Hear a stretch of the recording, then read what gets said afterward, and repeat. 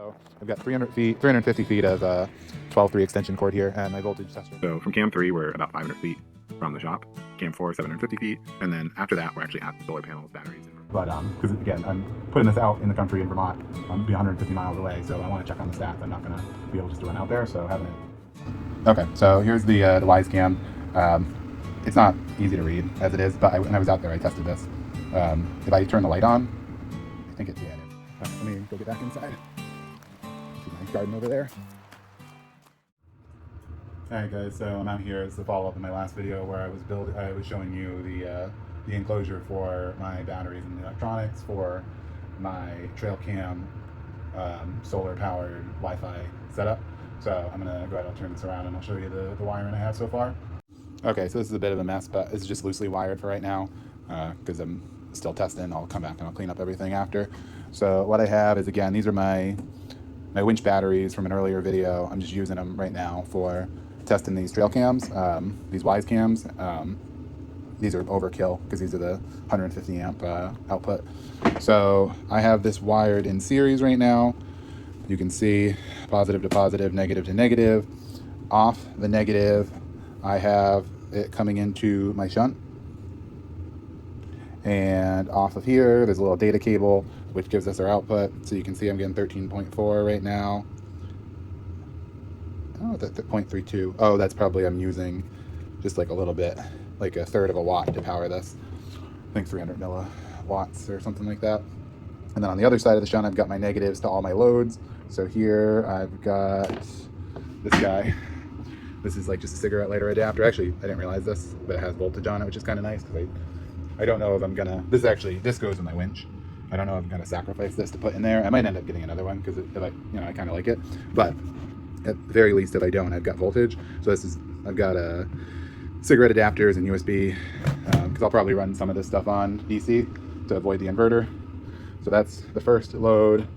Second load is I've got my inverter. This is just a cheapie on Amazon, 220 volt plugs. And then it says it was fused, but I don't know if we can make it out over here.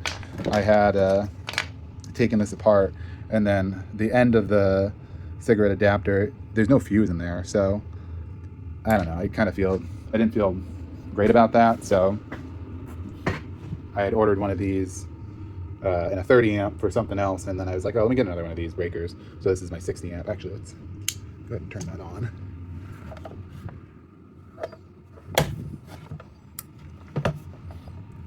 Go ahead. Cool. So that works. So that's one load right there. No, and let's see. This just popped on, so I'm using 13 watts for that. Interesting. I wonder if that will go down because it's not nothing. I mean, it's not a lot, but they definitely want to drain on the system if it keeps pulling that. And that's watts. I know it's a little hard to read. It looks like volts for 12.8, but anyway. So, and then my last load comes over here. And this is my little cheapie pulse width modulation solar charger. So I didn't spring for the MPPT for this because it was like 3 times the price. So that was only like 30 bucks. And then all of my powers come directly into the positive. So the shunt, I have it on the negative side. So all the loads. So yeah, it's a little rainy outside, but I did get the solar panels just set out there, and I just ran the wire into the box. So I didn't want to do all this dry fitting out in the rain, so I'm about ready to go drag this out there and try to set it up. So I will go do that, and then I'll check back in with you. All right, bye. All right, so here we are. I'm gonna make this quick because it's raining on me and I don't like getting wet. So I have got everything set up. It's working. I didn't test the inverter, but so everything that you saw inside I brought in here. I did realize I forgot one thing. This is the positive from the solar charger to the battery. I didn't put a fuse in, and I forgot to. I had it. So that's a 30 amp fuse. This is a 30 amp charger. So if for whatever reason this malfunctions and throws more than, or sorry, if the battery malfunctions, I think this protects that, or vice versa. I don't know. Either way, I guess it protects it. And then I didn't show you this earlier because this wasn't inside, but this is a 25 amp fuse for the panel. So the panel's short circuit, it'll protect this and then again coming out of here.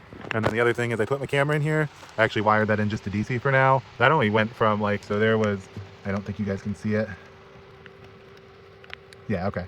So that was like 11.6 before I plugged it in. So now we're up to 13, so about a watt and a half.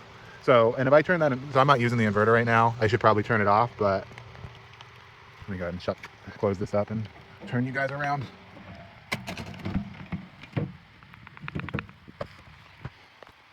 All right, let me go get back inside. See my garden over there. So yeah, so I would turn that inverter off. It goes like all the way down to like half a watt, less than half a watt. And that's just the, that is just the, oh, put my wreath out here. This is a discard from end of the year. Or well, I made that, but that was, I actually made it for my neighbor, and he asked if I wanted the ring back. So I'm like, yeah, sure. He's like, I would have peeled it all off for you, but I'm like, it's fine, I'll just grab it. And I was going to throw it out, the brush out behind in my brush pile, but it still looked pretty good, so I threw it on my trailer. So anyway, but so I don't remember what I was saying, but I got a little bit of water on the lens. Better.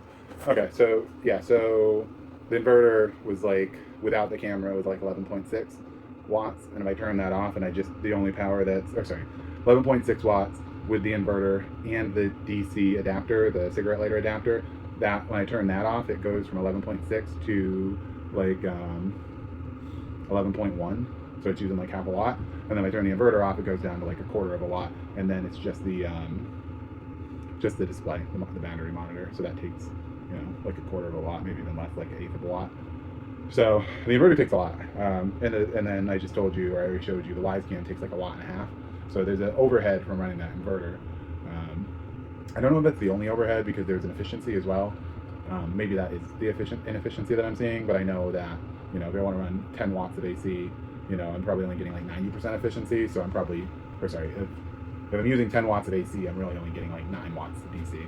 So we'll see how that runs. But I'm leaving it on right now because I want this to be a real world test, because I'll be using it when I get this out in the woods. So, and this is a pretty light load right now. I'm only running one camera, the DC, which is really nothing, and then the inverter.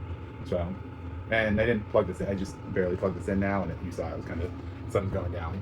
So I think I won't actually get to see the solar panels effectively till tomorrow. So I'll check in tomorrow, see how it's doing. Actually, I'll show you guys real quick the Wisecam, because I just set that inside the box. I wasn't planning on doing that originally. I'm doing it right now just because I'm here, but I kind of think I'm going to do it, because another thing that I haven't been able to find cheaply anyway is a Wi-Fi monitor. There's a bunch of Bluetooth monitors, but I did find one, and I'm not familiar with the brand, and I don't see anybody else making it, so I'm like skeptical. It was like $60, so I might go ahead and pull the trigger on that and just try it. Maybe I'll make a video about that, because there's not a lot of info, but because again, I'm putting this out in the country in Vermont, be 150 miles away, so I want to check on the stats. I'm not going to be able just to run out there, so having the stats via Wi-Fi would be beneficial to me versus doing it via Bluetooth. And again, all the other systems that do it via Bluetooth, and then to like another system that you have to buy into, like a Renogy, or I don't know, more of the bigger name adventure solar companies seem to do it, or DIY solar companies have them, but that's like a more of a expensive purchase and doesn't really fit my needs for like this little like hinky solar setup I'm trying to do. I think for the guys that are doing the RVs and stuff like that. Anyway, but one thing I was like, well, if I just put a Wisecam in there and I point it at the monitor, then that's pretty good. So I think I'm actually going to do that. I'll employ that. You know, I'll test it out here, but I don't see why it wouldn't work. But do something like that in the box when I set it up, and then, you know, I don't have a Wi-Fi monitor. I can just log in and see the stats there. You know, I won't get the data digitally, so I can't, like, you know, look at it over a month or, you know, chart it or anything like that, but it's better than nothing. So yeah, I'll show you that real quick, and then I'll check back in tomorrow when the sun's out. All right. Okay, so here's the Wisecam. It's not easy to read as it is, but when I was out there, I tested this. If I turn the light on, I think yeah, there we go. Becomes a lot better. So like, I think that's 0. And it's also, they got rain on it, so I think that's messing with it. So I think once the rain dries off, will be better. But from the bottom left, from left to right, 13.3 volts, negative 1.5 amps, 13.9 to 14 watts. So, and I haven't set the capacity on the batteries yet. I gotta figure out what the dead or the like the 0% charge is or whatever, and then what the upper limit charge is, and then set that, and then it will actually predict the capacity for me. And then this is a little hard to read up there on the cigarette adapter, but I think that's like 13.3, and again I think that's wet a little bit too, so I can find a better way to do this. Maybe put it like more in the dark or something like that. um, but this definitely does the job, so I think I'm pretty happy with this. So yeah, like I said, I'll check in tomorrow once the sun's out, but pretty happy so far, so I'll check in with you guys then. All right, bye. All right, so here I am. I just got another camera in the mail, and I'm gonna go ahead and see how far I can get away from the battery box with with a acceptable voltage drop. So let me go ahead and show you what's going on. Okay, so actually I came out here earlier this morning. The last couple of days we've had snow. Yesterday we had kind of wet snow and it iced over, so I cleaned it off. And then this morning we got a little bit more snow, not a lot, but it was starting to accumulate. So I put a steeper angle on the panels, and I put them up on this block of wood with some screws, so hopefully the ice will fall off and not accumulate and stick to them. But actually just the sun coming out right now has melted what was on there, what was left on there. But to the task. So I've got 350 feet of 12.3 extension cord here and my voltage tester. So I'm going to test the voltage at the inverter, and then 100, 200, 300, and 350 feet. And then I'll go run the camera out there somewhere, probably next to the existing battery operated camera, because I want to actually see I want to test how well or how poorly that's failing at capturing stuff. Because, like I said, I'm pretty sure stuff's moving around back there and it's just not catching it. So it'd be interesting to have the wired camera next to it and see what it picks up versus the battery operated one. So let me go ahead and rig this up, and I'll show you the results. I got a new meter. I'm hooked up here into the inverter, and you can see I'm getting like 108. Although this has been fluctuating a little bit just since I've been watching it. So let's go ahead and see. All right, so rather than have you guys watch this footage of me clumsily try to record with one hand and then take the measurements with the other hand, I'm just going to go ahead and tell you that there was no voltage drop across the 350 feet of extension cord. And this is 4 weeks later that I'm narrating this, and I've had no issue with voltage drop in the system. So, but I want to go ahead and actually show you the math behind why I'm not having an issue. So let me go ahead and pull that up. Okay, so to better explain what I'm trying to accomplish, I went ahead and I just put it up on a map and then actually measured out where I think everything needs to be, um, which is helpful to me as well. So, and I think it will also be helpful to kind of explain the theory behind right corner. You can see the house, and then 250 feet from there, we've got our second camera, and then that's going to be powered on shore power. And then camera 3 might also be powered on shore power, but for the sake of kind of coming up with a um, a load for one of the lines that will be somewhat more taxing, or the upper end of what I might hypothetically do. Let's do this where we're assuming cam 3 is going to be off of solar and the batteries. Um, so from cam 3, we're about 500 feet from the shop. Cam 4, 750 feet. And then after that, we're actually at the solar panels, batteries, inverter, and the fourth Wi-Fi point. And then those next 3 points are just reference points for like 250 feet of radius of like where other cameras could go based on hypothesized like Wi-Fi limits. So, but if we look at that solar panel point and then we come down, we're about 250 feet from the solar panel, and then cam 3 is about 500 feet from the solar panel. So that's our potential, what I would say, max load on a particular line. So we could obviously need to estimate the load for the entire system, but when we're talking about voltage drop, I'm just trying to get an idea of a particular line, and then the max distance I need to go, and then the load on that line. So if we consider the cameras, so actually if I go over here, I have one of the adapters. So those cameras pull about a third, like let's say a third of an amp max, or 200 milliamps at 12 volt or at 5 volts. And now if I go over to like one of these online calculators, let me clear this. I can figure that, let's say 0.33, 120. That's interesting. That's higher than I thought. Let me do it the other way. Let me do it from the DC side. So 200 or 2000 milliamps is 2 amps at 5 volts. That's like 10 watts. I'm gonna try that one more time. 0.3, 120. All right, it's a lot higher than I thought, but we can go with that. Now I know that the Wi-Fi points, they are 1.5 amps at 12 volts, so they're about 18 watts. So watts will stay the same. So if I just take that 18 watt and then I go to my 120, I'm getting like a 1.15 amp. So I'm looking at 0.33 amps for my cameras and 0.15 for my Wi-Fi points. So I just total that up real quick. Let's say 0.15 plus 0.15, so I got two Wi-Fi points, and then 0.33 plus 0.33 for two cameras. I'm just about an amp. Um, and let's like even add on like two more cameras. So we're at like 1.5 amps. We'll even just round it up to 2. Now if I come back over here, and I'm just on Southwire because they have a voltage drop calculator. So residential, current AC, in feet, single phase, copper. And then the calculator I want to use is voltage drop, and I'm using 12 gauge. And we said 500 feet out to the end of my line, 120, and then my current at the end of the run. Now this is actually going to be worse in the calculator than what actually is, because I'm going to run that stuff throughout the line. So like my first Wi-Fi point from the solar panel is probably going to be like 250 feet away, but my overall line is going to be 500 foot. But this is actually saying is that I took that whole load and I put it at the end of the run, which isn't really going to be the case. But let's go ahead and just do it just to give us an idea. So we're going to say we're going to run 2 amps at the end of 500 feet at 120 volts. So I'm only getting like a 2.89% voltage drop. And if you look around, they say I think 10% for non-critical or non-sensitive electronics and like 3% for your more sensitive electronics should be fine. So I think this is fine. Where like I'm like totally within range of what I want to accomplish. So I just wanted to share that because it was hard to prove it with an experiment as opposed to prove it more like with a mathematical way of doing it. So that's kind of the theory anyway. But I just wanted to share.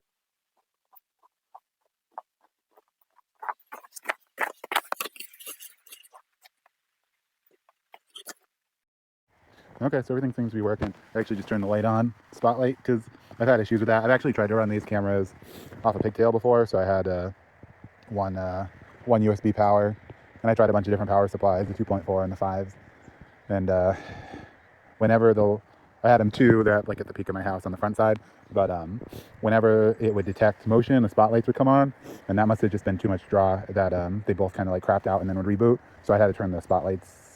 I think you can set them to high and low, so I set them both to low. I think they both work now, but they couldn't support the high. And actually, I did end up with I had the lower amperage one. I upgraded to the high amperage one. The low amperage, I couldn't even do the lights at all, and I was able to compromise at the low light when I switched to the high amp, but I wasn't able to actually run them both. So I was curious with this, if we were starved for power, would it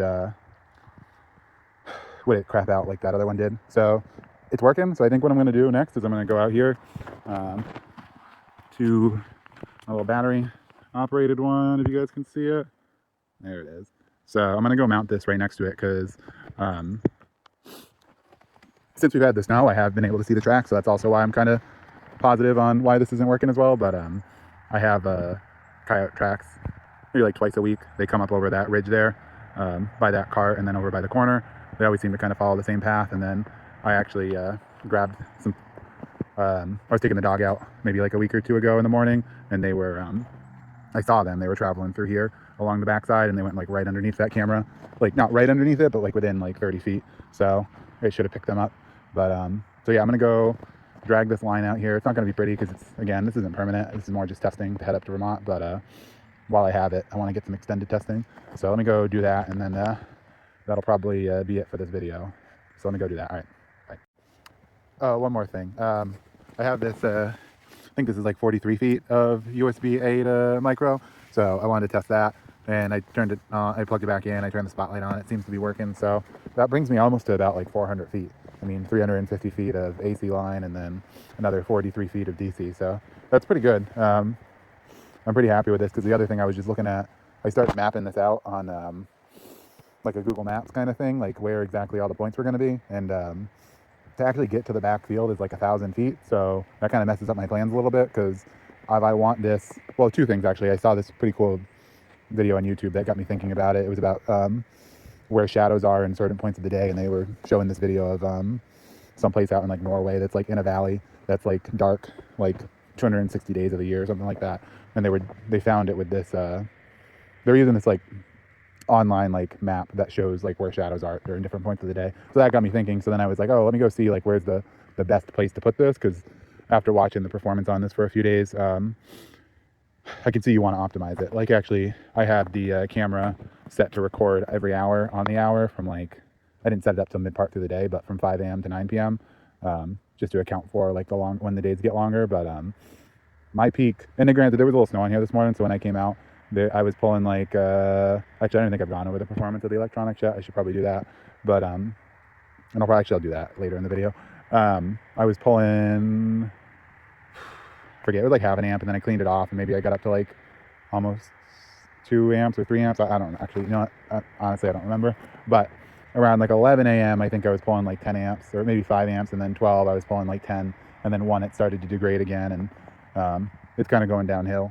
So you really don't get very much. Like it's light outside obviously before 11 a.m. but the, you know, where the sun is at and the clouds and all that. So that's what got me thinking, is like I need to have a kind of an ideal place for this, and there's a field up there which is ideal because I can get it pretty much as far as I need to from the tree line. But then I started looking at the map and trying to figure out where I'm going to place all this stuff, and just to get to the tree line of the upper field is like 1,000 feet, and that's based on a 250 foot run from the house hardwired to the first Wi-Fi point, another 250 feet to the lower end of this. So I'm going to run 250 feet down from this battery box, and then from the battery box another 250 feet up. So this battery box in theory is 750 feet away from the house. So I need to get another 250 feet just to get to the, I have to actually go check that. I might have missed 250 feet in there, so maybe I'm not as bad, but I'm at least 750 feet. And I need to get to 1,000 and probably like another 250 feet, probably more, into the field to get into that kind of ideal sun exposure. So anyway, yeah, I'll go into detail, I guess, on that later. So let me go get this stuff hung up, and so I can move on with my day. All right, bye.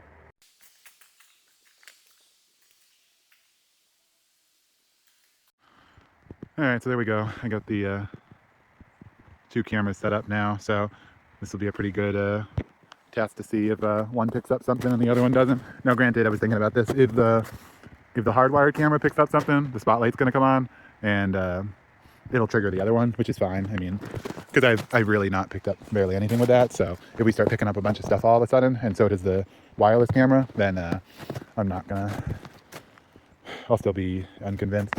But it was even right here. Let me see if I can find them. There was just some tracks.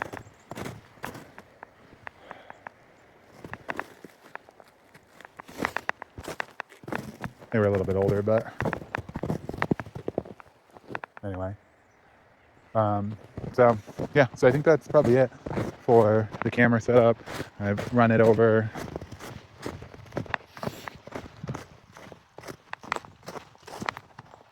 Oh, I forgot to wire in this 50 foot. I'm going to wire this in between because I didn't want to unroll it. So I'll wire that into there in a minute. But yeah, so this should all work. Hopefully I'll monitor it for a few days and we'll see where it goes. And I'll probably pull out the performance on these solar panels in a little bit, so we can go over that, but I can do that from inside. So all right, I'll check in a bit. All right, guys, so I think that about does it. I think I'm going to end the video on this point here, but I still got some more footage. I built a stand for the solar panels, and I want to actually go into the performance of the batteries and the panels themselves and how it's affected by the cold and all that sort of thing. So I'll post a follow-up here at some point. But if you're still here, I just wanted to say thanks. And if you're into this sort of thing, you know, consider subscribing and like the video. I'd certainly appreciate it. But hopefully I'll see you guys back here again. All right, thanks.